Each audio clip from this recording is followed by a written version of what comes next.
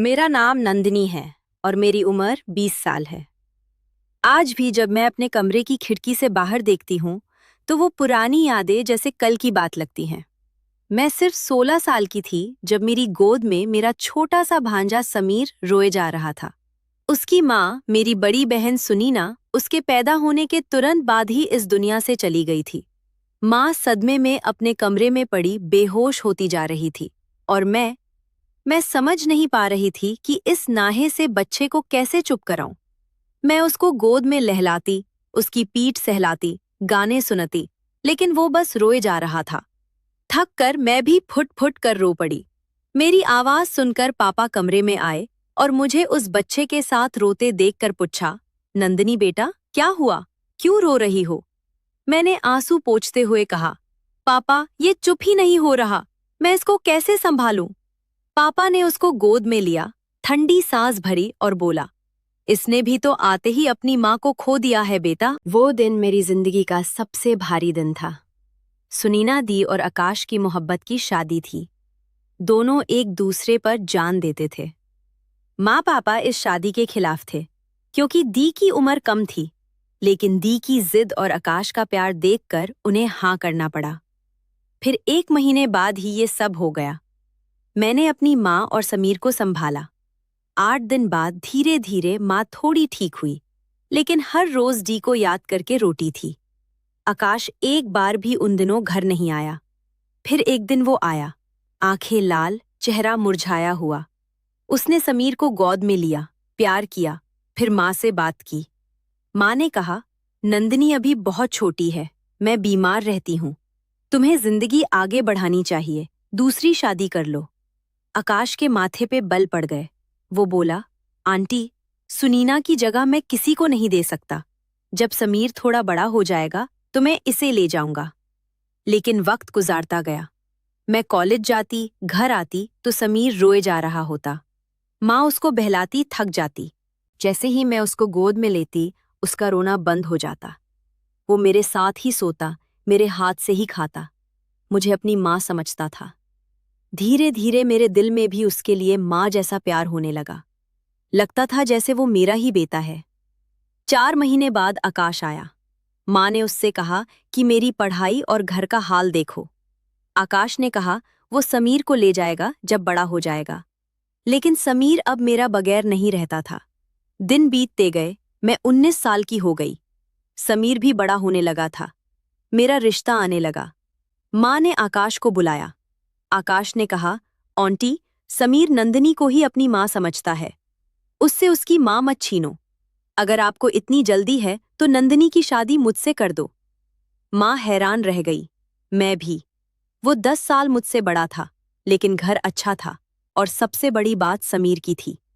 पापा ने सोच समझकर हाँ कर दी। जब माँ ने मेरी मर्जी पूछी तो मैंने कोई ऐतराज नहीं किया। समीर के लिए मैं कुछ भी कर सकती थी। शादी बहुत सादगी से हो गई। जब मैं विदाई होकर आकाश के घर आई, मेरा दिल जोर जोर से धड़क रहा था। नया घर, नया रिश्ता।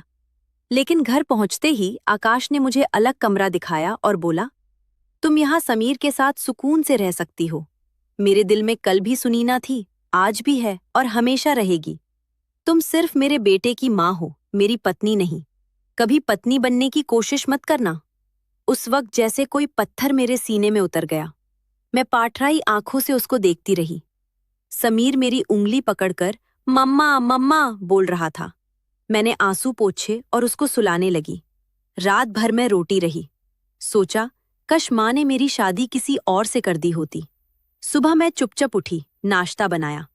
आकाश ने बिना एक नजर उठाए नाश्ता किया और चला गया।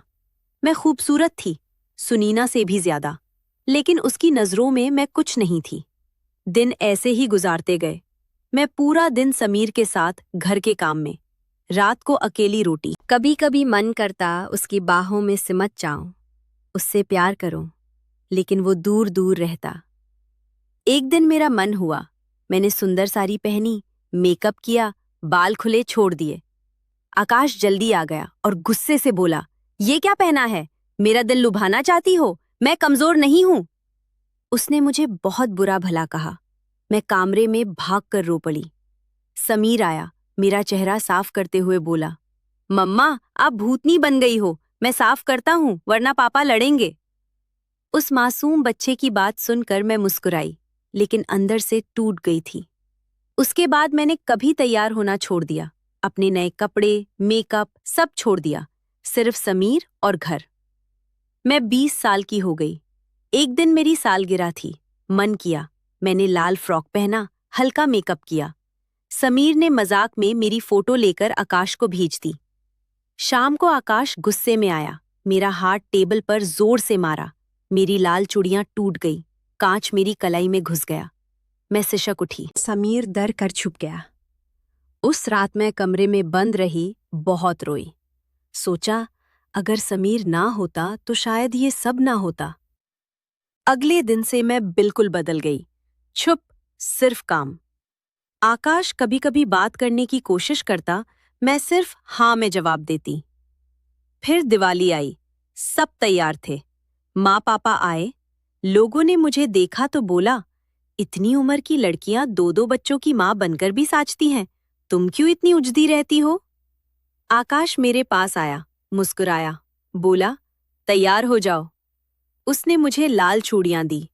उस रात जब समीर सो गया, वो मेरे कमरे में आया, मेरा हाथ पकड़ा और बोला, नंदिनी, मैंने तुम्हारे साथ बहुत गलत किया। सुनीना की याद में मैं अंधा हो गया था। अब मुझे एहसास हो गया है, मैं तुमसे मोहब्बत करने लगा हूं। नई शुरुआत करते हैं। उसने चूड़ियां मेरे हाथ में पहना दी और करीब आने लगा, लेकिन उस वक्त मेरा दिल पत्थर बन चुका था। मैंने हाथ छुड़ाया और बोला, मैं सिर्फ आपके बच्चे की माँ हूं, इससे ज्यादा कुछ नहीं। मेरे अंदर के जज्बात आपने खुद मार दिए थे। जब मैं तैयार होती थी तो आपने जलील किया, जब प्यार चाहती थी तो दूर किया। अब वो सब राख बन चुके हैं। अगर आपको जरूरत है तो किसी और से शादी कर लीजिए। मैं सिर्फ समीर की माँ हूं। मैं उठकर बालकनी में चली गई, आंसू रोकती रही। आकाश चुपचाप अपने कमरे में चला गया। दोस्तों, जिंदगी में कुछ रिश्ते निभाने के लिए आते हैं, कुछ सिर्फ निभाने के लिए। प्यार कभी जबरदस्ती नहीं होता। जब दिल एक बार बंद हो जाए तो वो फिर से खुलना मुश्किल होता है। मैंने अपनी जिंदगी समीर के लिए कुर्बान कर दी, लेकिन अपनी इज्जत और जज्बातों का मोल समझ लिया। अगर आपको ये कहानी पसंद आई हो तो कमेंट में जरूर बताना। और हाँ, अपने प्यार को कभी मत खोने देना, वरना वक्त कभी वापस नहीं लाता। शुक्रिया आप सबका ये पूरी कहानी सुनने के लिए। मिलते हैं अगली कहानी में। अपना ख्याल रखना।